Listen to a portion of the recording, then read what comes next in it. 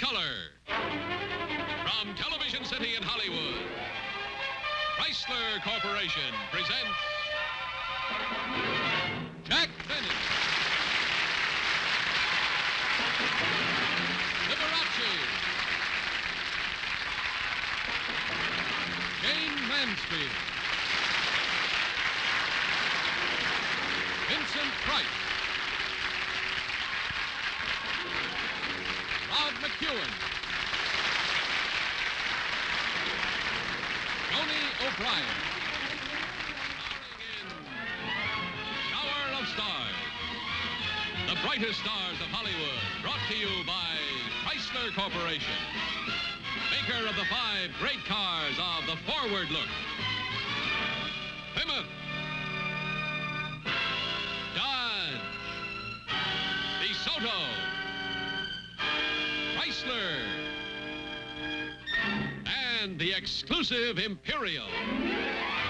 Chrysler Corporation, the forward look.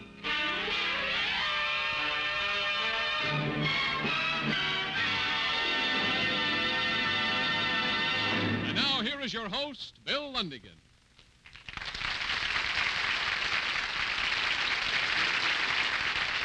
Thank you very much, ladies and gentlemen, and welcome to Shower of Stars. Once again, Chrysler Corporation is proud to present a man who for many years has been an outstanding comedian, an outstanding violinist, an outstanding showman, and right now he is outstanding in the hall. Will you come in and sign in, please?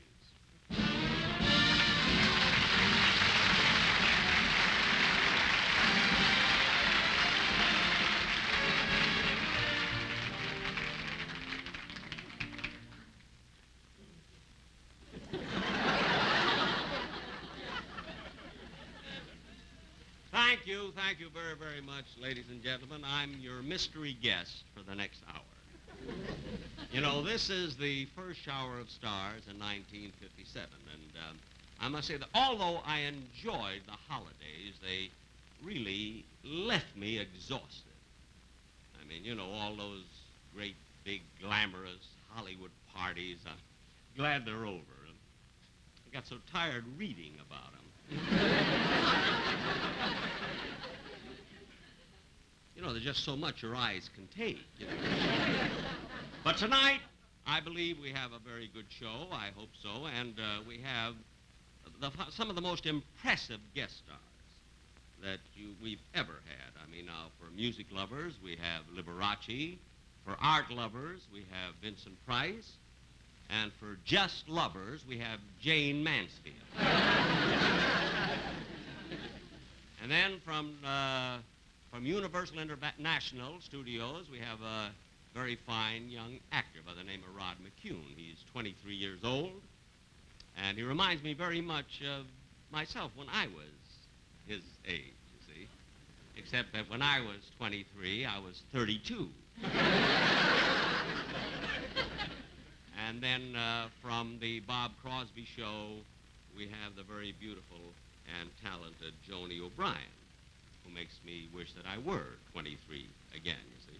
And, of course, all of these artists get paid. You know, they get very, very good money, and I get a little myself. So I would suggest that the next time you go in to buy your Chrysler Corporation car, that you say, not only say that Groucho sent you, tell him Benny begged you.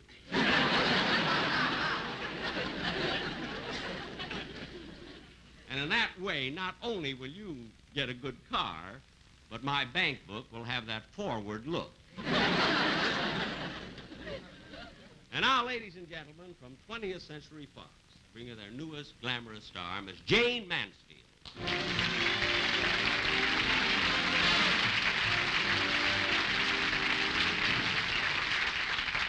Jayne? Hi, Jayne.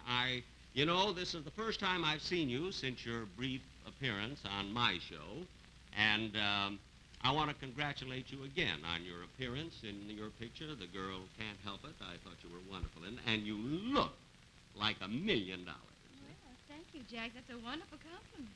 Well, I'll say it is. That's $116,000 after taxes, you know. find that out as your career progresses. By the way, did you have fun making this picture? Oh, yes, I loved every minute of it. Everyone was so wonderful. The producer, the director, all the stagehands just went out of their way to be nice to me. In fact, do you know that they followed me home every night?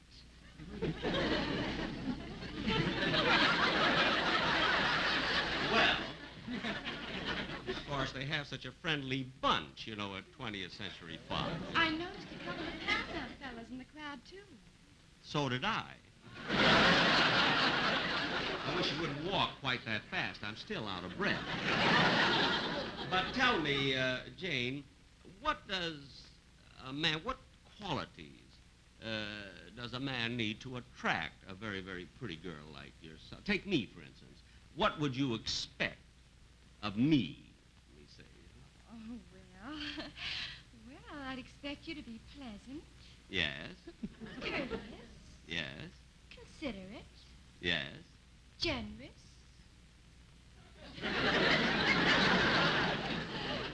Attentive. Yes. You missed a beat. Well, I got 4 out of 5. I only missed one. I know, but if you'd gotten that one, you wouldn't have needed the other 4. Now, wait a minute. Jane, you mean to say that a girl would only go out with me on account of my money or something? Oh, no, Jack. No, I wouldn't say that. Why, lots of girls don't even care about money. Yes, I've seen those girls, and they look like nothing. Well, you go into a bookstore, you want to buy the best book, it'll cost you the most money. I don't want to buy. I just want to browse around. But, Jane, I know that we're taking up a little time here, and I would like to discuss the sketch that we're going to do later in the show, the play with you. And I'll tell you what I'll do. I will meet you in the cafe across the street, and we'll discuss this play we're going to do over a cup of coffee. Oh, fine. I'd love some coffee. Oh, well, good. I'll buy you a cup, too. All right. And I'll see you. See you later. Okay. Goodbye.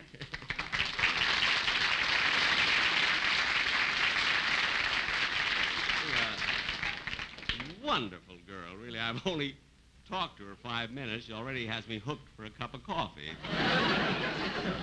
There goes my first New Year's resolution. And now, ladies and gentlemen, it gives me great pleasure to introduce one of the outstanding personalities and showmen of this year or any year, the great Liberace.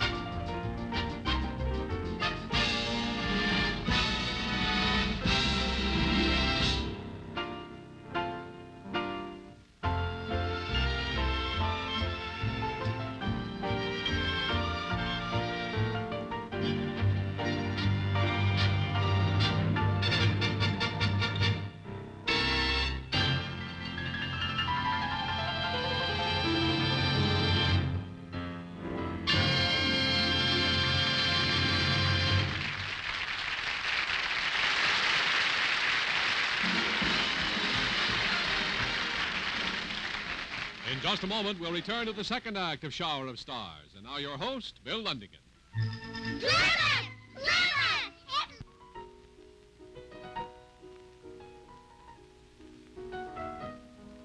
Hi, Lee. Hello, Jack.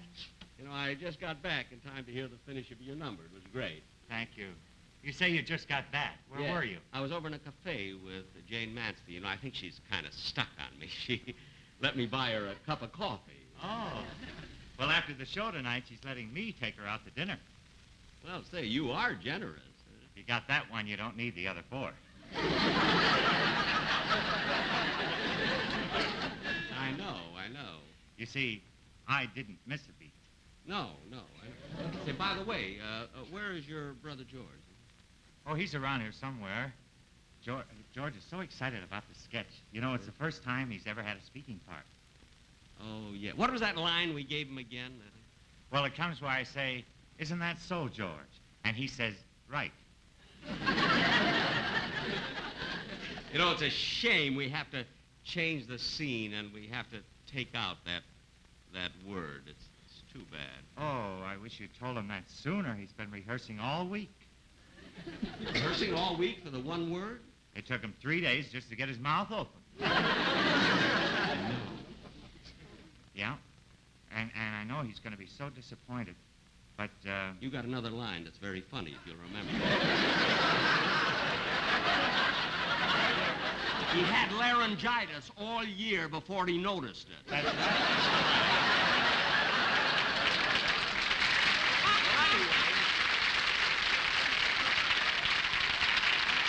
Somebody better get the laugh on this thing.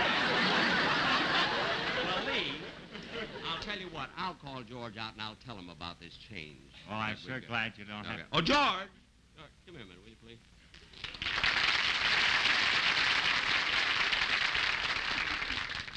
How are you, George? Right. You know, I have a bit of sad news for you. Right. We had to change the scene, so we, had to take out your line. Right. Shame. He does it so well. She's brilliant. Well, he should know. Fellas, I have to introduce the next entertainer now, so you wait here, will you? And I'll just introduce... Right. Catching. Ladies and gentlemen, in introducing this next young artist, I want to say that he's already a very, very fine actor at the age of 23. And he'll soon be seen in his Universal International picture called Rock Pretty Baby.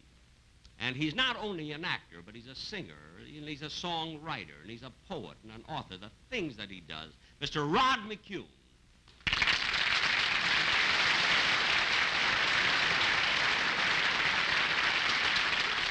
You know, Rod, I cannot get over, it amazes me how versatile you are. I mean, besides being an actor, to be a poet and a singer and a songwriter and an author. I mean, is there anything that you can't do? Well, Jack, I can't play the violin. Well, would you be interested in taking lessons? See, 3 nights a week with his own rosin. I have enough competition the way it is. Hey, Rod, how about singing that number that became so popular, the one you recorded called Happy as a Boy Named Me? Huh? Well, Jack, when I wrote and recorded this number, it was a solo. And tonight I think I'd like to try it as a duet. Well, of course, I don't sing very well, but if you want me, I mean, with Joni O'Brien. She's waiting backstage, and we've got a great arrangement. Oh, well, then I'll introduce her. Oh, fine. You just stay over here and wait. Ladies and gentlemen, from the Bob Crosby Show, this very talented and beautiful young lady, Miss Joni O'Brien.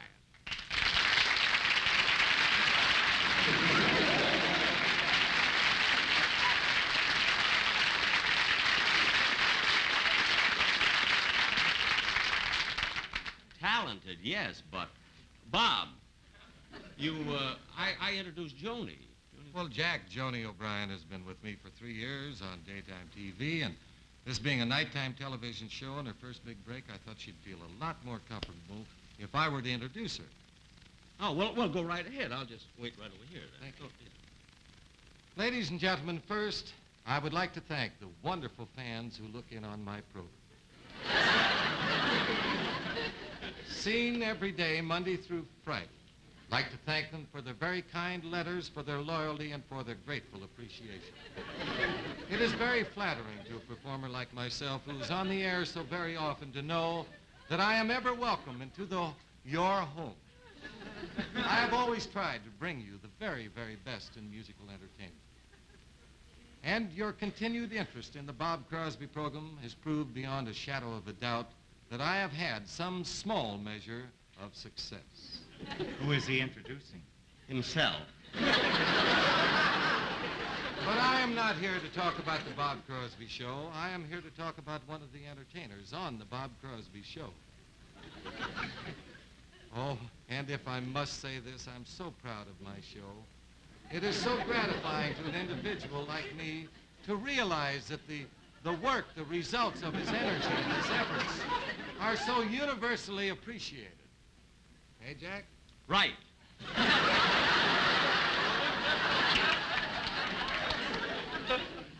But as I told you before, I am here tonight to make Joni O'Brien of the Bob Crosby program feel a little more comfortable.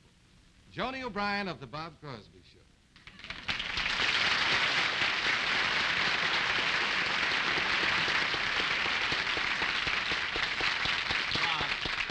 Do you mind if I take over from here? Well, if you think you can make it, Dad, go ahead. Be nice to her. Well, good luck, Joni. Thank you. Joni, would you like to sing a duet with Rod McCune? Well, I'd love to. Well, go right ahead. He thought I couldn't make it.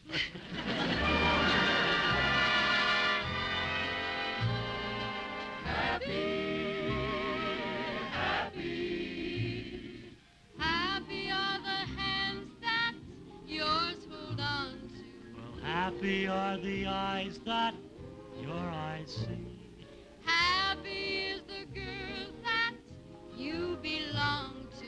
Happy is a boy named me. Happy is a girl named me. Happy is the sky that shines upon you. Happy is the day that knows your sigh. Happy is a boy that you belong to.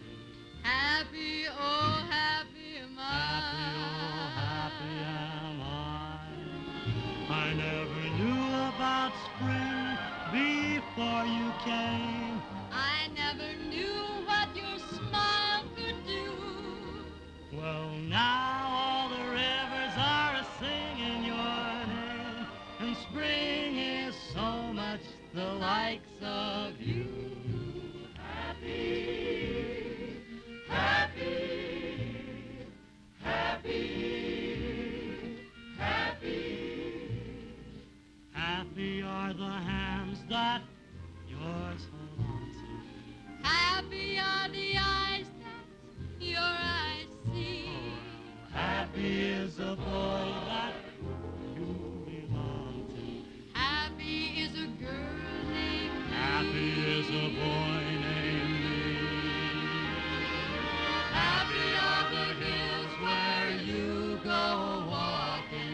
Happy is the world wherever you be. Happy is a boy who sits here talking. Happy is a girl. Happy is a boy. Happy.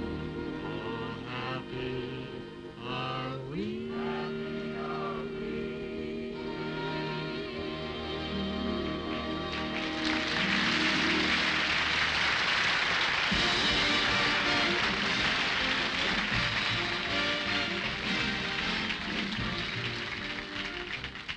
And now, ladies and gentlemen, we come to the cultural part of our program.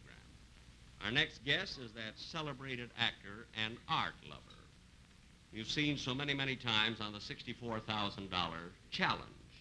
His contests with Edward G. Robinson and jockey Bill Pearson will go down in history alongside of the Lincoln-Douglas debates, the Dempsey-Purple fight, and the Georgie Jessel-Rita Hayworth romance. Here he is, that walking book of knowledge, Mr. Vincent Price. I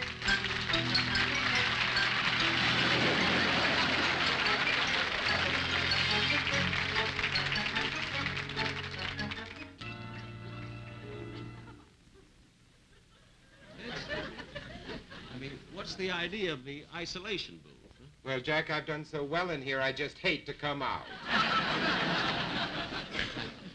Imagine. Vincent, tell me. Vincent, can you hear me? Yes, yes.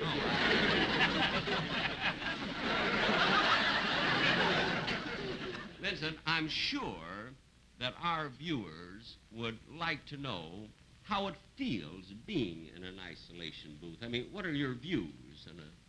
Well, Jack, it's very cozy. There's a lot of privacy in here, and you don't have to worry about people dropping in on you. I think it is my home away from home. Well, Vincent, you have been in as many isolation booths, probably as any living contestant, you know. And have you any preference? I mean, is there any isolation booth that you like best? Oh, definitely, yes. I favor the mahogany above all other types. Of course, walnut is good and white oak isn't bad, but don't let anyone try to sell you a maple isolation booth. Oh, I won't. I mean, they'll never trick me into that. Well, I think we've milked this gag long enough. So you can come out. Jack, I'd rather not. You see, I suffer from agoraphobia. What's that? It's the opposite of claustrophobia. What's that? Well, rather than explain, I'll come out.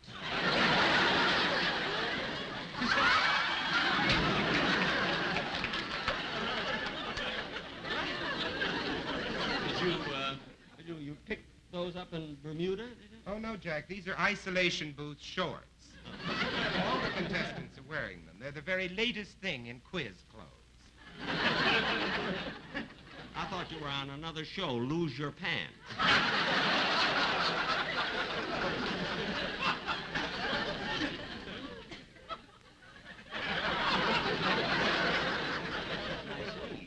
But they're lovely. Yes, I don't know what I would do without them, Jack.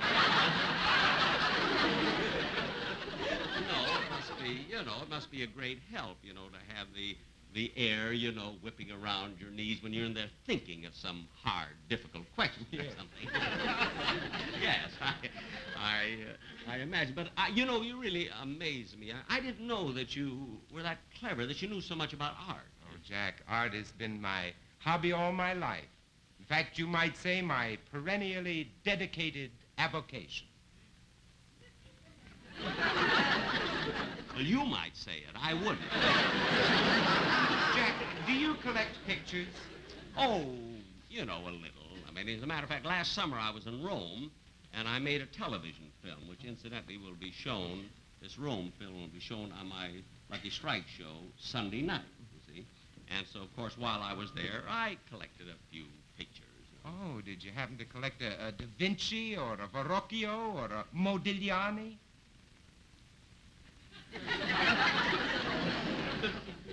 No, but I have a Lola Brigia that's a Luna. I thought you had something really exciting. Vincent, you've been in that booth too long. Listen, speaking of art, I'd like to tell you something. I don't know whether you know this about me or not, but next Thursday night, I'm giving a concert in Philadelphia with the Philadelphia Orchestra directed by Alfred Wallenstein, you see. And as a matter of fact, it's the same concert that I recently gave in Carnegie Hall where I played Mendelssohn. Oh, yes, I remember reading the review in the New York Times. It said that Mendelssohn lost. Oh, I've beaten the best of them.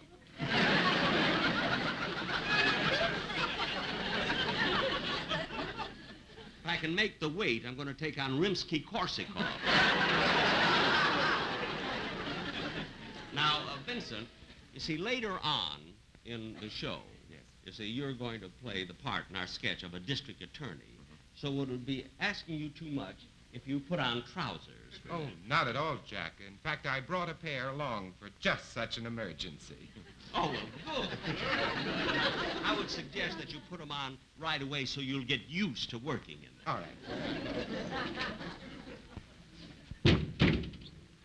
Now, be careful when you hit the freeway.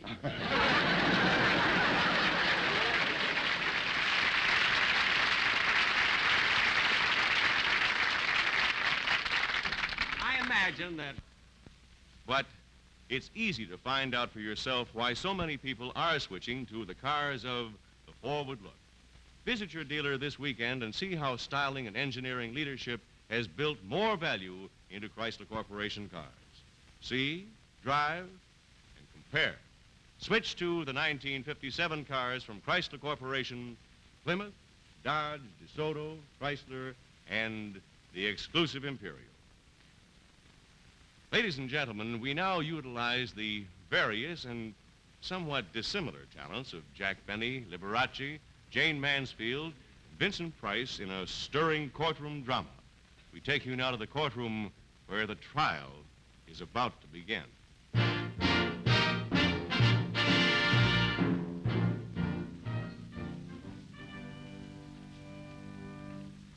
Very nice courtroom here, isn't it? There's the judge's stand, the witness box.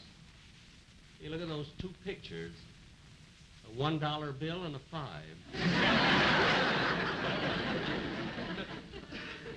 Tell me, Miss Blackstone, are you nervous? Oh, no, not at all. I just know I'm going to have you completely cleared of your murder charge. Good. Good. Yeah, tell me, Miss Blackstone, how did a pretty girl like you happen to become a lawyer? Well, I didn't want to be just a dumb blonde.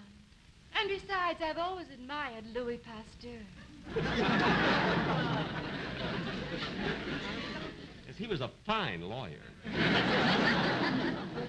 Now, I'm terribly worried about our district attorney. You know, they say he's very tricky and he won't, he just won't give up. I know. I went out with him once. Well, Miss Blackstone, we meet again. Yes, Mr. Finster, I certainly hope you conduct yourself better in a courtroom than you do in a taxi cab. Well, I just wanted to tell you that we're in court now, and it'll take more than a slap in the face, a few scratches, and a loud scream to defeat me this time.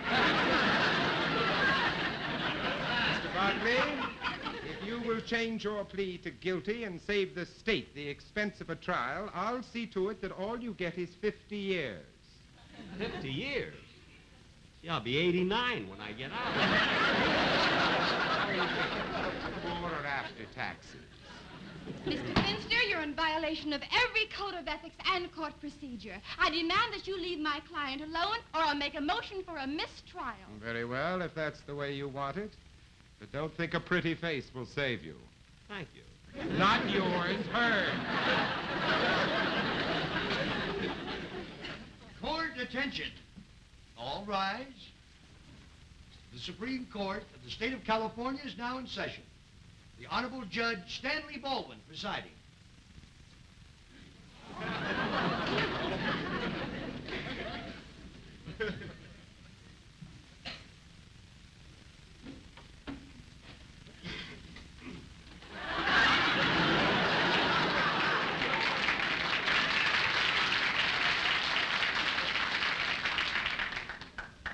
People of the state of California versus John Barkley.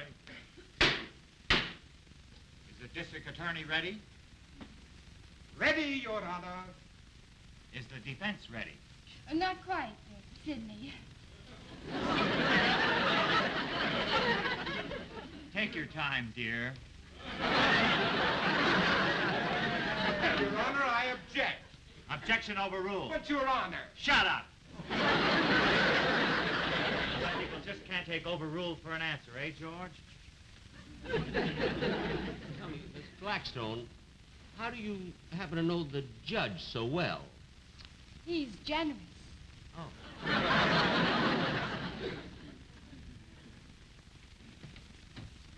Your Honor, the defense is now ready. Thank you, darling. The clerk will call the jury. Jury will enter and be seated. The jury bothers me. Oh, no, don't worry. I picked every one of them myself, and I think they're going to be on our side.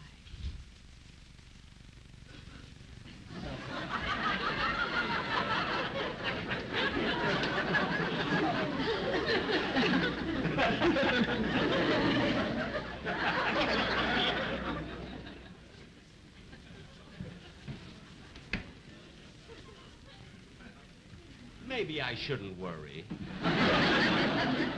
Your Honor, I object to that jury. Who's defending our shores? The court objects to the objection on the grounds that it's objectionable. Eh, George? Proceed with the case. Gentlemen of the Navy, I mean jury. On the afternoon of November 10th, 1956, Humphrey T. Fowler was shot to death in the cafe which he owned in conjunction with his partner, the defendant John Barclay. Now, the defendant's beautiful counsel will try and tell you that Barclay shot Fowler in self-defense. Huh. But don't you believe her.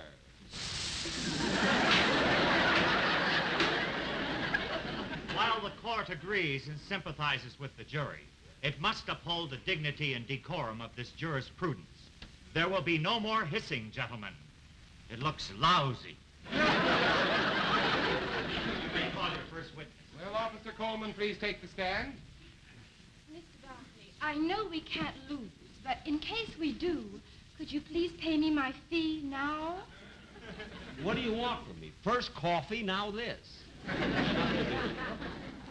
Solemnly swear to tell the truth, the whole truth, and nothing but the truth? I do. Take stand. Officer, will you please tell the court what happened on the afternoon of November 10th, 1956? I was in my prowl car. The time was 4:03. I got a 501 at 602 108th Street. I made the arrest at 4:07, was back on duty at 5:09. Can you please tell the court exactly what happened in your own numbers? Well, I got this 4:07 at 5:21 to proceed to 846 109th Street. That was the cafe. Mr. Fowler was lying on the floor dead.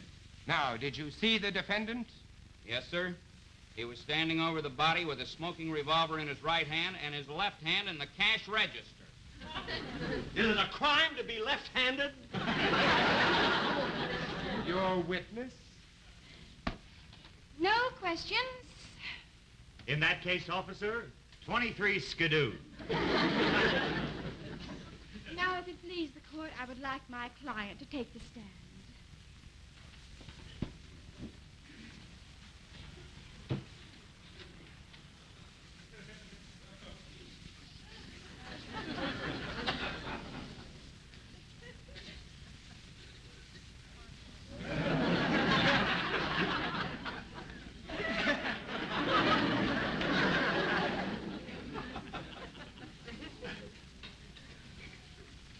Swear to tell the truth, the whole truth, and nothing but the truth? I do. Hi, fellas. I was in the Navy myself. Great Lakes Training Station. Your Honor, I object. The defendant will please refrain from trying to influence the jury and leave that to his lawyer, who is much better qualified to do the job.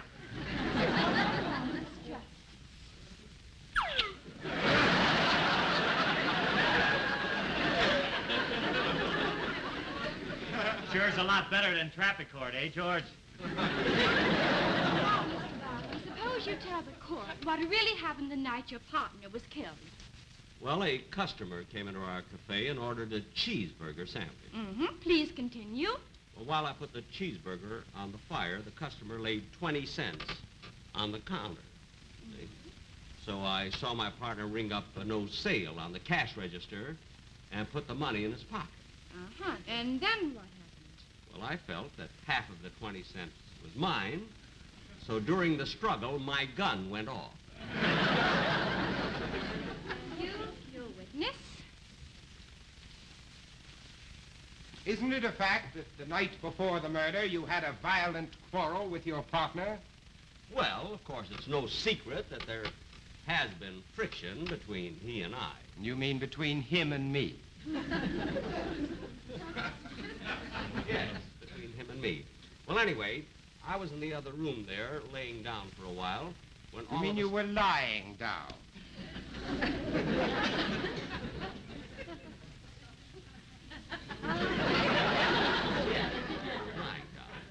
When suddenly my partner walked in, so I got up and I took off my apron and lied it on the table. You mean you laid it Now on the cut table? that out! My client is on trial for the murder of his partner, not the English language. Objection sustained and overruled. The court must remain impartial. Gentlemen of the jury, as district attorney, it is my duty to prosecute the state's case against John Barclay to the limits of my ability.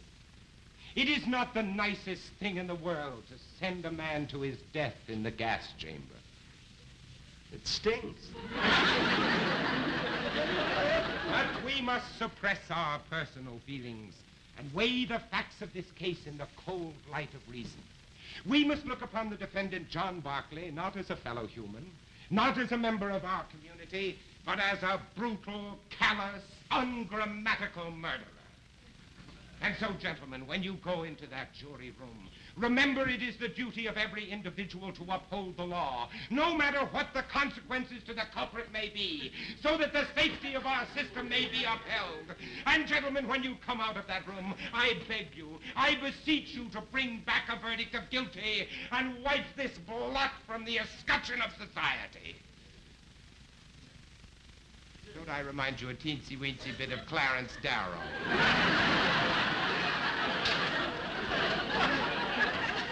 Your Honor, I object. The district attorney is padding his part. Objection sustained. Strike out that last gag. The counsel for the defense may proceed with her summation.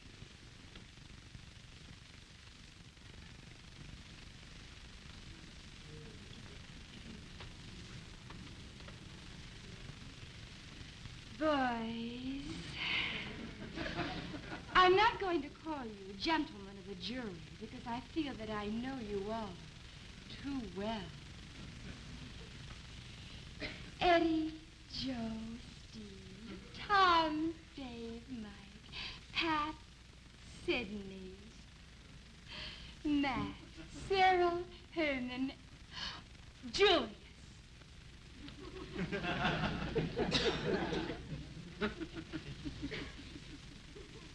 My client is accused of murder. Now, does he look like a murderer? Look at him.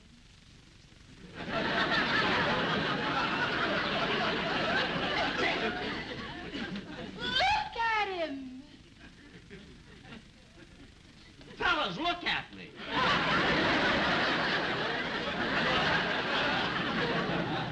Oh, well, it's for my own good. Boys, I address you not only as a lawyer, but as a girl. A girl alone and beset by a cruel and heartless district attorney. Isn't it only fitting and proper that I should turn for help to 12 red-blooded American boys? The district attorney has strived to convict my client. He's used every trick shown us all his while. My client. Plain, hard-working, conscientious, law-abiding citizen. I want you to listen to him as he makes one last plea for his life.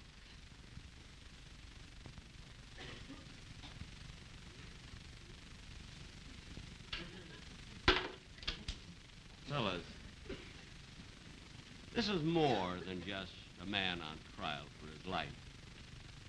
This is the story of my lawyer. A sweet young girl who is merely trying to win a lousy murder case. If you come in with a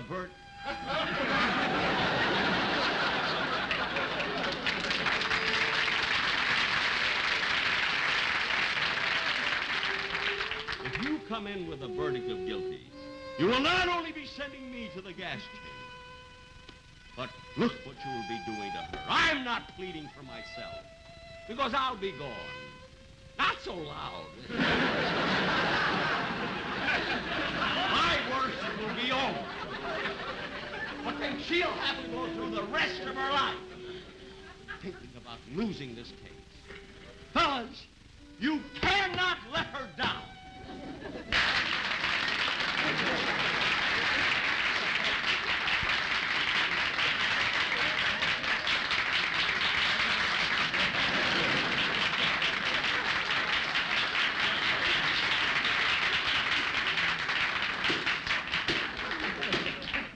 Gentlemen of the jury, you have heard the evidence on both sides, and I wish you would come to a speedy and just decision.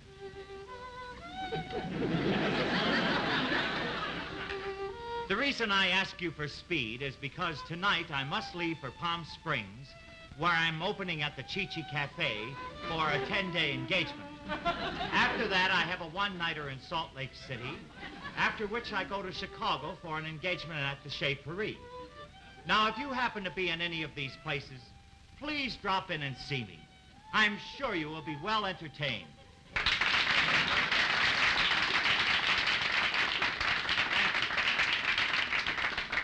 Thank you, gentlemen, and now will you retire to the jury room and come back with your verdict? Boys, you don't have to go into the jury room. Why don't the 13 of us just stay right here and give our verdict now? Right. That word was cut. Proceed with the verdict. Your Honor, we, the jury, find the defendant not guilty. Hooray for the United States Navy. Hooray! Hooray! Hooray!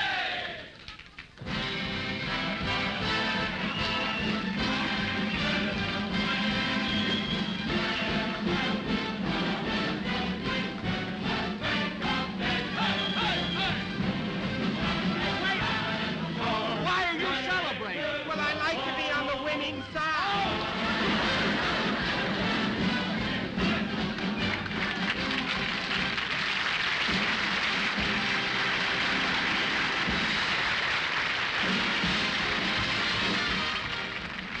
In just a moment, you'll meet Sylvia Sidney, Leif Erikson, June Lockhart, and Cameron Prudhomme in a preview of next week's exciting climax program. But first, your host, Bill Lundigan. Look, this clock is turning time back. We want to take you back to an important date. That was the date that Chrysler Corporation first showed you this, push-button drive control. Simply push a button, and away you go. Simple, mechanical, push-button driving first from Chrysler Corporation. But that was 14 months ago. Since then, Chrysler Corporation push-button controls have been proved in nearly 1 million cars of the forward look that have been driven over 5 billion miles.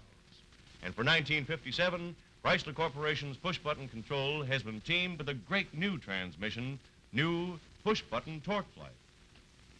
99% of your driving is done with just the D button.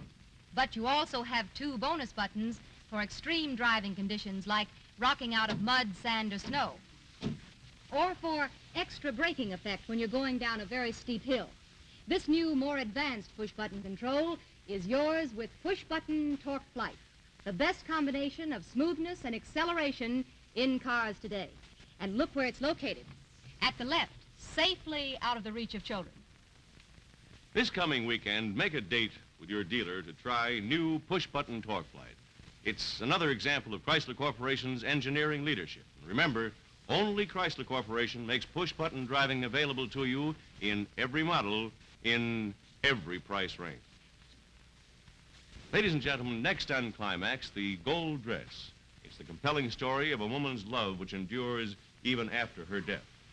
Sylvia Sidney plays the part of Luella Wheaton, the possessive heiress who refuses to let death end her love for Richard Carmichael, played by Leif Erikson. Luella, there's something that I've got to say. It's terribly important that I say it now. I'm going to marry Janice Marshall. Richard, you can't. You belong to me. I'll never let you go, never. June Lockhart, as Janice Marshall, the girl Richard loves, also warns him of Luella's sinister power. Don't you know, Richard, Luella's dangerous. She's trying to possess you. Oh, Richard, once and for all, I want you to leave her. Even Judge Marshall, played by Cameron Prudhomme, senses that Luella is the last of a violent and powerful family, will stop at nothing. Luella, you know that your family, the Whedons, never let go. Not even in death. There's no power in the world that can keep Richard from me. Next week on Climax, Stephen Vincent Benet's famous story, The Gold Dress, starring Sylvia Sidney, Leif Erikson, June Lockhart, Cameron Prudhomme. Incidentally, to you folks in the Washington, D.C. area, I'll be at your auto show tomorrow and Saturday and hope that you'll drop in and say hello. Now, this is Bill Lundigan saying thank you and think twice when driving. Once for the other guys.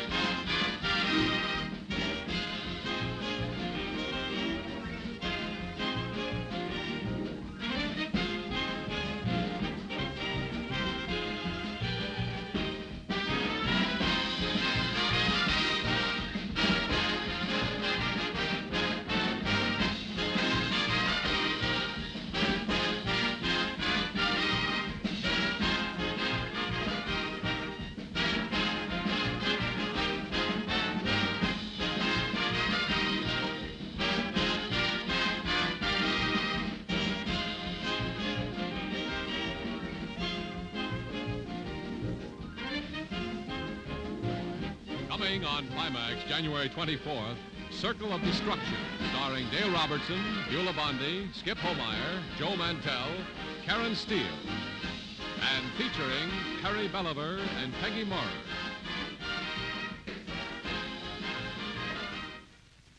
Tower of Stars has been brought to you by Chrysler Corporation, maker of these 5 great cars. Plymouth, Dodge, DeSoto, Chrysler, and the exclusive Imperial. The forward look. Chrysler Corporation.